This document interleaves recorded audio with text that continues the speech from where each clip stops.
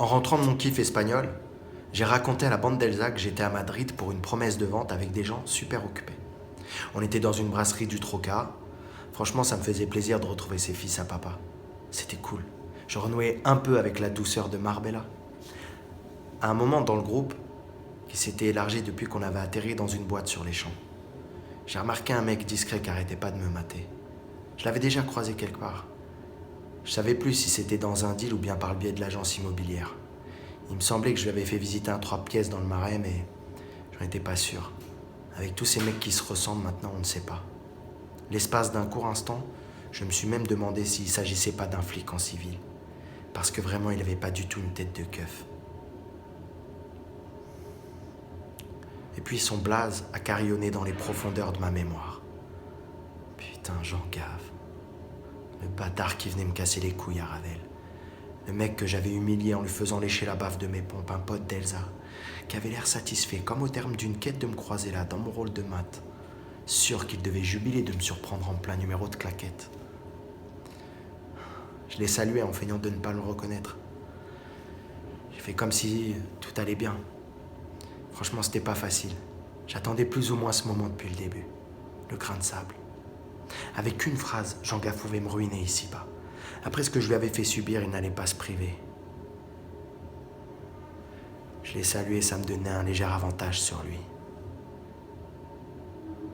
Ça y était maintenant. J'avais ma casserole. Ça m'excitait cette tension. Je la sentais s'accroître entre lui et moi. Toujours cette sensation de marcher sur un fil, bras tendus au-dessus du vide. J'étais un accro de la peur. Quand elle n'est pas là, je m'enrhume. J'ai fini par ne plus penser à ce mec que je voyais plus dans la boîte. Il avait totalement disparu. Et dans la soirée, il y a toujours un moment où tu vas pisser. Et en boîte, c'est jamais un chemin sans conséquences. J'ai pas été étonné de le croiser là, sa bite dans la main face à l'urinoir en inox. Il m'a même semblé que j'étais venu le rejoindre pour faire le point. On s'est pas déjà vu à la fac, il a fait. Paris 2. J'ai ouvert ma braguette. Non, c'est à Sciences Po. Ouais, Sciences Po. Il a continué tout en regardant devant lui. J'arrivais pas à pisser.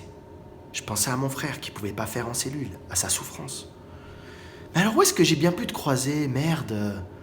T'es pas vigile quelque part? Matt, chez Carrefour. Ah ben non, moi je vais jamais chez Carrefour. Bon, ça va maintenant, qu'est-ce que tu veux? J'ai demandé en me rajustant tandis qu'il finissait tranquillement sa miction. Un mec avait craché son chewing-gum dans l'urinoir métallique, ça me donnait envie de gerber, un petit coup de lassitude soudain. Elsa m'a dit que tu travaillais dans l'immobilier. Elle a l'air de beaucoup tenir à toi, Elsa. Matt, tout le monde t'aime bien visiblement dans la bande, hein. Tu les as tous bluffés. Mais moi, tu me bluffes pas, hein, Ziz? Tu vois? Je vais pas te faire de cachotterie, mais je vais juste te griller. Après ça, tu vas juste retourner dans ta boue. À l'agence immobilière, pareil. Tu vas rentrer à Ravel pieds nus. Tu vas nettoyer les poubelles et ramasser les seringues. Waouh, c'est la chute libre, hein, Ziz? Si tu préfères le charter, je peux m'arranger aussi. Bon, d'accord, t'es pas français, mais n'empêche, tu es né ici. Mais alors, qu'est-ce qu'on va faire de toi, Aziz? On remet la capuche? Ça aurait pu être un ange qui me parlait. Une voix séraphine qui venait de loin. Jean-Gave secouait son anaconda comme à la pompe à essence. Il l'avait anormalement longue, ce bâtard. J'ai discrètement sorti ma lame.